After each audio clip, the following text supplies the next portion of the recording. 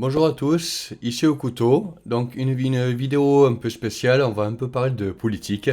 Oui, ça arrive de temps en temps sur cette chaîne-là, enfin ça arrive, c'est la première fois, mais on va un peu parler de politique parce qu'il y a un truc que j'ai vu passer et dont j'ai envie d'en parler. Oui, cette chaîne c'est pas que Stadia, c'est en fait j'ai envie de parler, je parle de tout ce que j'ai envie de parler. Est-ce que vous connaissez la loi Avia? La loi Avia, je sais pas si vous la connaissez, mais ce qu'on va faire, on va en parler. Donc, on fait passer le générique et on y va.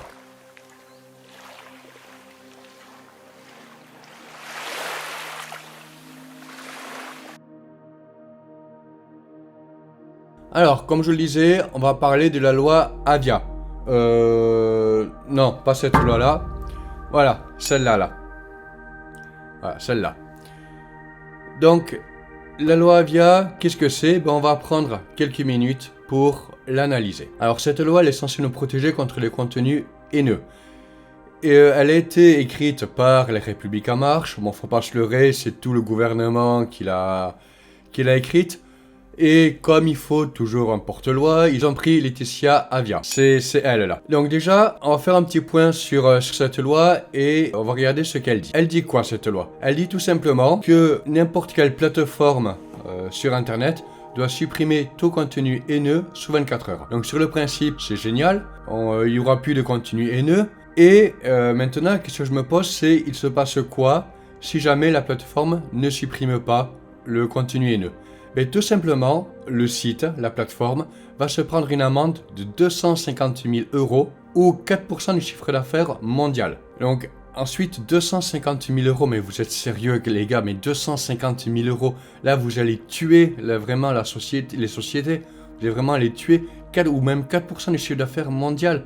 Mais je sais pas, mais vous manquez tellement d'argent à ce point-là que vous taxez maintenant les sociétés. C'est n'importe quoi, vraiment, je trouve que c'est du grand n'importe quoi. 250 000 €. C'est énorme, 250 000 €. Ça fait un quart de million d'euros.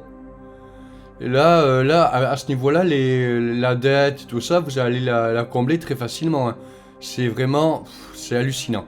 Bon, bref, on n'est pas là pour parler de chiffres, on n'est pas là pour voir ce que ça a donné, on est surtout là pour analyser la loi. Moi, j'ai deux questions que je me pose. La première question, c'est quoi un contenu haineux?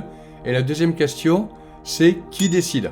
Ce qu'on peut faire, on va déjà regarder un petit peu ce que nous dit la définition de contenu haineux pour voir un petit peu en détail ce que ça peut être. Donc du coup, si on prend le petit Robert, Wikipédia ou autre, on va regarder. Alors d'accord, donc un contenu haineux, c'est un discours qui attaque une personne ou un groupe de personnes sur la base de caractéristiques différentes. Je la reprends. Un contenu haineux, c'est un discours qui attaque une personne ou un groupe de personnes sur la base de caractéristiques différentes. D'accord, donc je vais prendre un exemple là. Par exemple, si je dis que notre cher président et son petit toutou des ministres, c'est des feignants, dans ce cas, c'est haineux. Je sais pas, parce que là, au final, je les attaque. Les présidents, le président et les ministres. Notamment au passage, bien dire si. Si je l'oublie dans le montage, j'ai bien rajouté le si, parce que je vais me faire attaquer pour continuer haineux, autrement. Et je vais prendre un gros strike de YouTube. Bon, bref, plus sérieusement, ce type de loi, c'est vraiment totalement subjectif. On peut pas vraiment définir un contenu haineux. Parce que quelque chose va être haineux pour une personne et pas pour une autre personne. Ça va être totalement subjectif. Par exemple, vous pouvez me dire que je suis blanc et ça va être haineux ou pas haineux en fonction de mon passé, en fonction de ce que j'ai subi dans le passé, etc. Voir que je perds mes cheveux, c'est totalement subjectif l'histoire. Donc je pense quand même, je pense qu'ils ont quand même prévu le coup et qu'ils ont mis, je sais pas moi, un juge, un tribunal, quelqu'un de totalement objectif pour le coup, pour juger ce qui est haineux. Quoi? What? C'est le CSA qui contrôle. C'est le CSA qui va dire si un contenu est haineux ou pas. Non mais attendez les gars. Attendez, le CSA, il n'y a rien de plus politisé que ça. Je rappelle pour mémoire que le président du CSA est nommé par le président de la République. Ce qui veut dire que, au final, ce qui va décider, c'est le président de la République. C'est-à-dire que si le président de la République pense qu'un contenu est haineux, il va demander au président du CSA de bloquer ce contenu-là. Donc du coup, si je reprends l'exemple que j'ai pris tout à l'heure, si ce que je dis, le fait que les toutous, ministres et tout ça sont feignants, que ça ne plaît pas au président, il va appeler le CSA pour lui dire que c'est haineux. Donc en gros, on rentre vraiment dans une monarchie complète.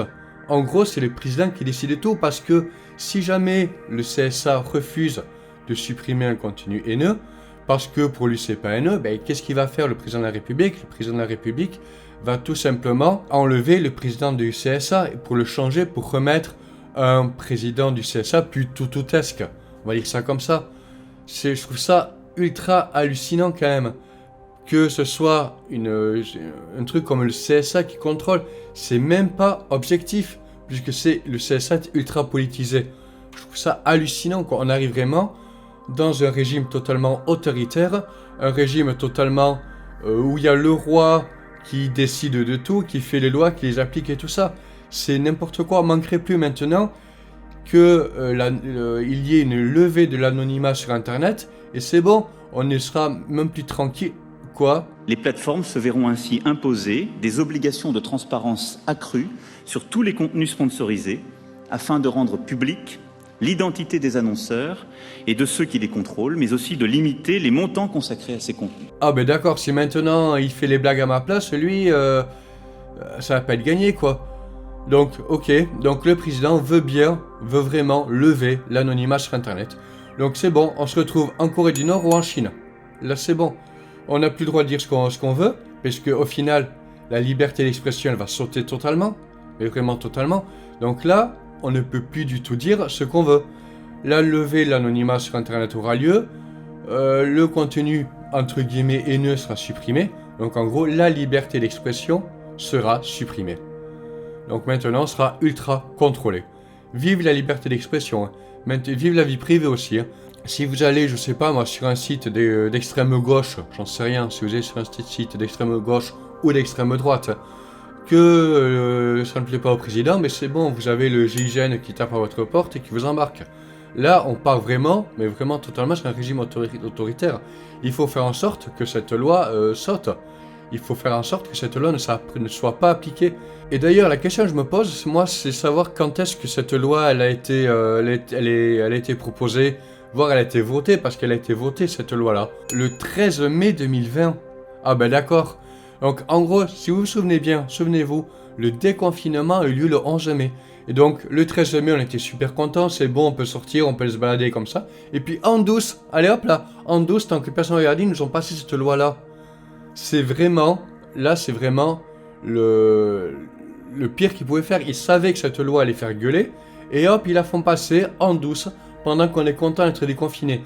Je trouve ça vraiment hallucinant. Aucun dialogue, aucune proposition, aucune info au public, rien. Allez hop, on passe cette loi, pendant que les gars sont contents d'être confinés, ils vont pas gueuler, ils vont aller faire leurs courses à Zara, à H&M, etc.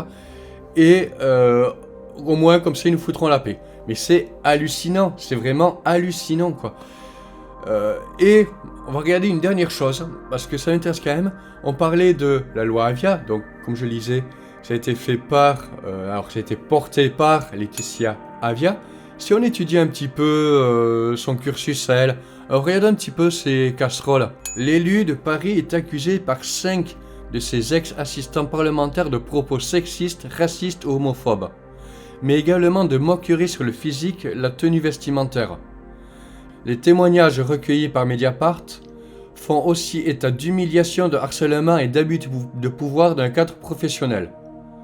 Par exemple, lorsqu'elle écrit en 2018, après le vote d'un amendement, « On a voté l'amendement des PD », dans un échange copié par une capture d'écran reproduite par Mediapart.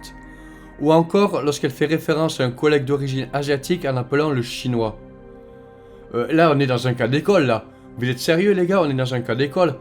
La personne qui porte la loi sur le contenu haineux est elle-même haineuse, a été accusée de haine de propos sexistes, racistes ou homophobes. Non mais vous êtes sérieux, on monte sur la tête là. Là c'est faites ce que je dis, faites pas ce que je fais. Là on est vraiment, mais on marche sur la tête totalement. Ce gouvernement c'est vraiment une bande d'amateurs.